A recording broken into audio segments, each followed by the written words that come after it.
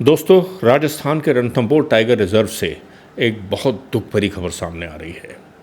कल ही यानी 11 मई को वहाँ एक बाघ ने एक फॉरेस्ट के रेंजर को मौत के घाट उतार दिया। पूरे महकमे में इस समय हड़कंप है, अफरा तफरी का माहौल है। आप समझ सकते हैं कि क्या इस समय वहाँ पर गुजर रही होगी लोगों के ऊपर, क्योंकि जो रेंजर जो था एक युवा रेंजर था, इसका नाम था देवेंद्र चौधरी, और जिस इलाके में मारा वो है जोन नंबर 3, जो कि रणथंभौर की सबसे पॉपुलर लोकप्रिय जोन में से एक है, जोन नंबर 3। और ये हादसा हुआ है जोगी महल के पास, जहाँ पे ये रेंजर साहब वहाँ पे कुछ काम चल रहा था और उस काम को देखने गए थे, सुपरवाइज़ करने गए थे। उनको पता भी नहीं चला कि पास में झाड़ियों में एक बाघ बैठा हुआ है। उस बाघ ने उसको गर्दन से पकड़ा, रेंजर को घसीट के ले गया और मौके पर ही ख़त्म कर दिया। अभी भी आखिर ये कौन सा बाघ था, इसके ऊपर कुछ खुलासा नहीं हो रहा है कि किलर कौन था। लेकिन मैं आपको बता दूं कि ये पिछले 27 दिन में दूसरा हादसा है रणथंभौर में। 16 अप्रैल को ही इसी जगह पर, बल्कि इस जगह से मात्र 300-400 मीटर दूर रणथंभौर के किले के पास, जहाँ पे गणेश का मंदिर है, वहाँ पर एक बूढ़ी औरत के हाथ से उसके 7 साल के पोते को बाघ खींच कर ले गया था और वहीं ख़त्म कर दिया था। तो ये 27 दिन में दूसरा हादसा है जो कि रणथंभौर जो है, मैं आपको बता दूं कि अगर आप भारत के जो टॉप के 5 टाइगर रिजर्व्स अगर कभी भी अपने जहन में आप सोचोगे तो रणथंभौर का नाम उसमें ज़रूर आएगा। और इस तरह 27 दिन में 2 हादसे होना, ये इस पार्क के लिए बिल्कुल भी अच्छा नहीं है। 11 बाघों की मूवमेंट है। मैं अभी पिछले महीने वहाँ गया था और मैंने 11 बाघ वहाँ पर देखे थे। और ये कौन कौन से बाघ हैं मैं आपको बताता हूँ। एरोहेड, मादा बाघिन और उसके 3 बच्चे, एक और मादा बाघिन रिद्धि, उसके 3 बच्चे, सुल्ताना टाइग्रेस और उसके 2 बच्चे। अब बड़ा सवाल आता है कि ये दोषी बाघ कौन है ये किलर जिसने इस रेंजर को मारा। हालांकि इसमें अलग अलग तरह के कयास लगाए जा रहे हैं, लेकिन मेरा मानना है कि जो शक की सुई है वो एरोहेड के बच्चों के ऊपर जा रही है। इसकी वजह जो है उसका खुलासा मैं आपको अभी तो नहीं कर सकता, लेकिन जब वो 7 साल का बच्चा जिसकी हत्या करी थी बाघ ने, उसके बाद मीडिया में ज़रूर ये रिपोर्ट्स आई थी कि जो एरोहेड की एक बेटी है कनकटी, उसने उस बालक को मारा था। अच्छा, एक दूसरा वर्जन भी आ रहा है कि इन रेंजर साहब के ऊपर एक नहीं 2 बाघों ने हमला किया था। अब आप ये देखिए कि रेंजर देवेंद्र चौधरी को मारने के बाद वो जो बाघ था 20 मिनट तक उसके मृत शरीर के आसपास ही रहा, भागा नहीं। यानी कितना एम्बोल्डन हो गया होगा वो। जोगी महल वो जगह है जहाँ पर कुछ साल पहले तक तो पर्यटक जा सकते थे, लेकिन अब जब से सुप्रीम कोर्ट के कुछ साल पहले निर्देश आए हैं, वहाँ पे आम आदमियों का जाना मना है। लेकिन मैं फिर भी आपको दिखाने की कोशिश करता हूँ कि जब मैं पिछले महीने गया था तो ये देखिए, ये आप देख रहे हैं, ये पद्म तालाब है। पद्म तालाब के किनारे देखिए, ये जो एक लाल रंग की आपको जो बिल्डिंग दिख रही है, ये है जोगी महल। रेंजर साहब की हत्या इसी जोगी महल के पास हुई है।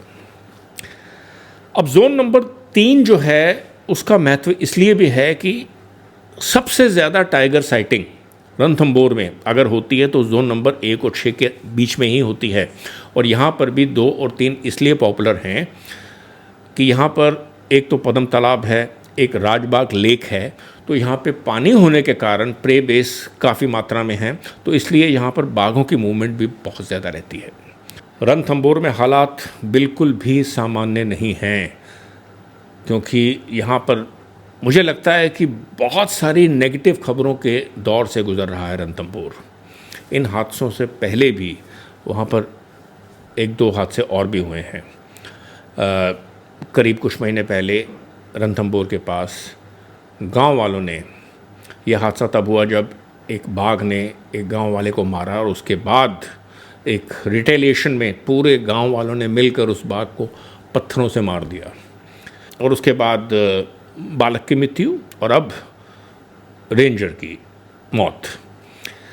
अभी भी आधिकारिक तौर पर क्या फ़ैसला लिया जा रहा है इसकी हमको जानकारी नहीं है, लेकिन आप मानकर चलिए कि अब गहन प्रयत्न किए जाएंगे इस बाघ को खोजने की कि भाई आखिर ये हत्यारा जो है, हत्यारा बाघ वो कौन है।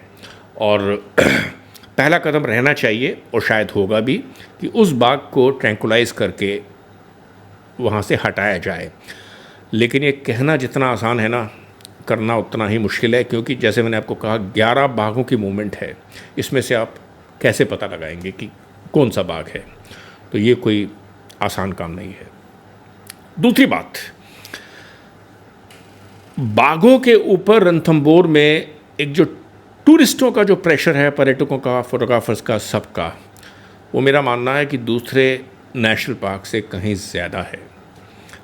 अब आप ये नज़ारा देखिए, ये कुछ दिन पहले का ही वीडियो है जो मैंने बनाया था कि सुबह सुबह देखिए कितने सारे कैंटर्स खड़े हैं जिसमें सैकड़ों के हिसाब से पर्यटक हैं जो इस समय रणथंभौर में जाना चाह रहे हैं, और सबका सिर्फ एक ही मकसद है कि भाई हमको तो रणथंभौर में टाइगर देखना है। अच्छा, आज से कई दशक पहले जिम कॉर्बेट ने अपनी किताब मैनेटर्स ऑफ कुमाऊं में एक बहुत बढ़िया वर्णन दिया था बाघ का। उन्होंने कहा था, a tiger is a large hearted gentleman.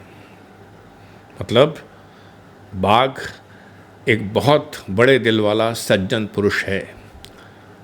लेकिन दोस्तों, सज्जनता की भी तो एक सीमा होती है ना। आप किसी सज्जन पुरुष को बहुत ज़्यादा प्रताड़ित करोगे, बहुत ज़्यादा उसको दुख पहुंचाने की कोशिश करोगे, तो वो कब तक सज्जन रहेगा वो। अब आप ये देखिए कि जोन नंबर 1 और 6 के बीच में जितने भी बाघ हैं उनको देखने सैकड़ों के हिसाब से टूरिस्ट आते हैं। तो कहीं ना कहीं बाघ का डिस्टर्ब होना भी तय है। तो मैं ये भी मान रहा हूँ कि ये एक रिटेलिएटरी कदम हो सकता है बाघ का। अब बड़ी खबर ये भी है, अब हमको ये भी देखना है कि इस पूरे प्रकरण से रणथंभौर की अथॉरिटीज़ कैसे निपटती हैं, इस कल्पित बाघ को कब पकड़ती हैं, और कैसे इस पार्क को सुरक्षित रखती हैं यहाँ के वन्य अधिकारियों के लिए, कर्मचारियों के लिए और साथ ही टूरिस्ट के लिए भी। क्योंकि इस तरह की अगर वारदातें यहाँ पर होती रही तो मुझे डर है कि रणथंभौर की जो इमेज को, एक छवि को बहुत बड़ा झटका लग सकता है। तो दोस्तों, ये थी हमारी आज की टाइगर्स एंड बियॉन्ड की पेशकश। जल्दी ही मैं हाजिर होऊंगा आपके साथ एक नई कहानी लेकर।